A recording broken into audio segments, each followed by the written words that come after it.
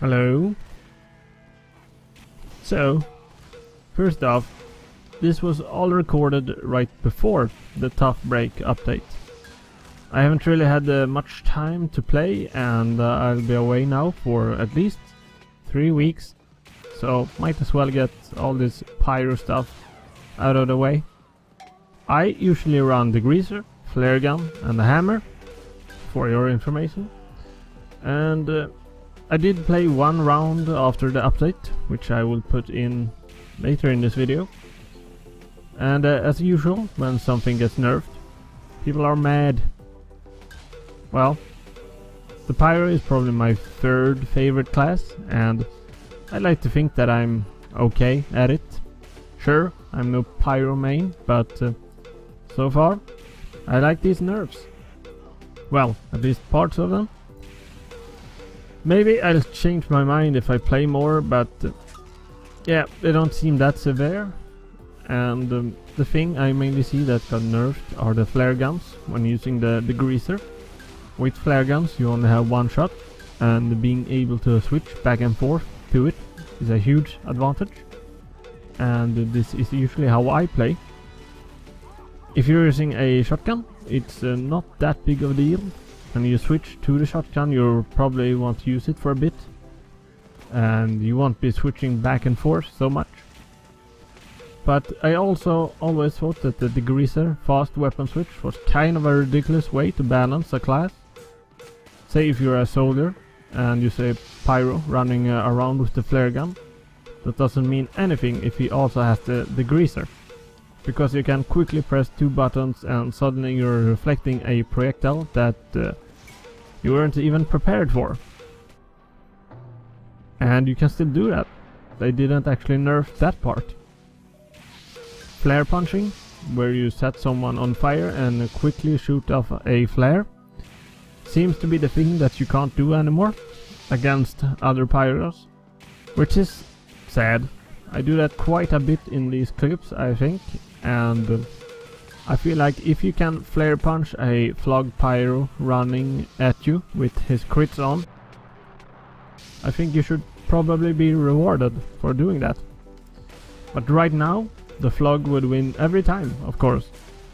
But this only applies to pyro versus pyro fights, which are pretty stupid anyway.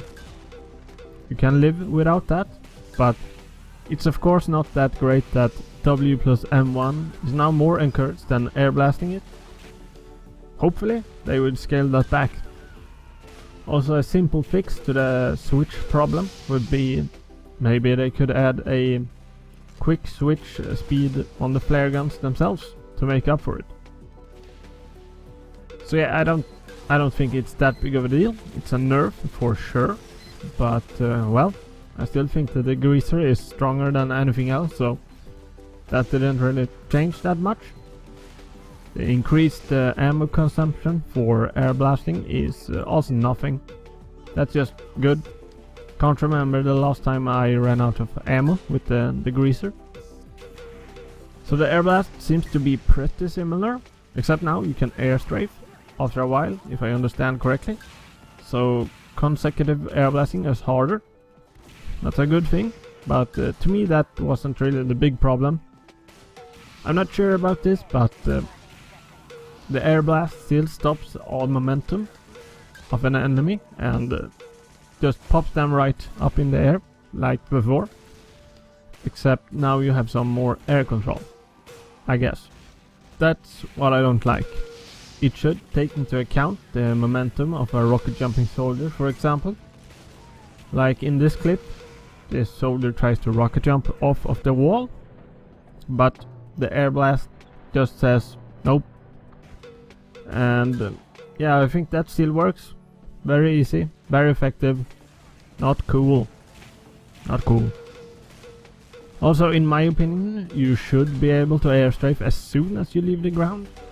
That would be way more interesting, because the way Airblast sends a target backwards and up, pretty much the same way every time, also makes them a really easy target to hit. And once you get the muscle memory down of fire, airblast, switch, fire, that's almost a guaranteed 100 damage, and you're gonna hit that more often than not. Now with the slower weapon switch, that's slightly more difficult to pull off, and I don't see that as such a bad thing, because it's still totally possible. I think you can still do this kind of stuff as well. Just spam M2 and completely limit someone's movement, except you can now airstrafe a little bit, which doesn't really solve that much. It's still super annoying. I wish it was a lot less spammable. Maybe have a cooldown so you can push someone back once, then if you try again it just doesn't have any effect for a few seconds. Because even if the air blast itself was just the tiniest hop backwards, as long as you can spam it and lock someone down like that, it's always going to be crappy, in my opinion. And where you can so easily completely deny a whole Uber by yourself is also one of my least favorite things. Again, maybe if you could only blast away an Uber once and that's it, it would be more tolerable. But yeah, if there's a pyro on each team and multiple Ubers are happening, it's just so stupid, not fun at all. Maybe balance it in a way so there's a flamethrower that can airblast enemies and Ubers effectively, but have a high ammo cost on it. So you can push them back, say 4 times or something, and then you're out of ammo. And other flamethrowers could have less effective pushback on enemies, but have more ammo, so it's better at reflecting projectiles, for example. And that way you have more flamethrowers that are stronger in different situations, instead of the way it has been for a while, where one superior flamethrower that does everything. Right now all the air blasts are the same, and you only have more or less ammo for it. I would really like if they took the pyro and focused more on the support and the defensive aspects of the class. Right now there are many weapons built around ambushing, which doesn't really work against a coordinated team. Just like the spy has a very hard time surprising a good team, a pyro will have an even harder time. The weapons that are built for that, like the flog and the backburner, works on mediocre pubs, and that's about it. And I think that's fine. At least for some weapons that is okay. Although it sounds like they overdid it on the flog this time.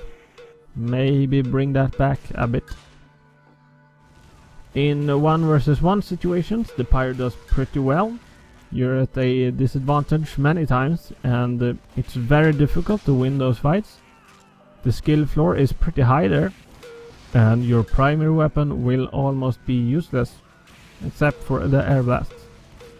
Now, that's all okay to me. The pyro has always been a very strong support class, which is why I always wonder why people say he's so weak. I guess they want him to be more of a power class and do a ton of damage and such. But I'd much prefer to see the pyro go in the direction of being a full-on support class. Give the pyro the kind of stuff that the soldier has, buff banners and such. I mean, the pyro is already really good at defending his team by reflecting projectiles. He can put out burning teammates. He can control the enemy team's movement. He has damage over time weapons. Have you ever played a video game before? He's like the ultimate support class if you just keep building on that. You know, give him more ways to make his team stronger. This W plus M1 direction they seem to be taking the pyro in at the moment is just dumb. But so is the quick switch, air blast, flare punching stuff. I think the pyro needs more than that. Okay, that's what I have to say. Nerfs, not a big deal. But Valve, where are you going? Airblasts are still annoying. W plus M1 is still not viable or fun way to play. The degreaser is still great. Alright, so I'm gonna put in some of the clips of the one round of TF2 I played after the Tough Break update. So you can see the massive difference and how I had to totally change my playstyle. Yep. Bye. Bye-bye.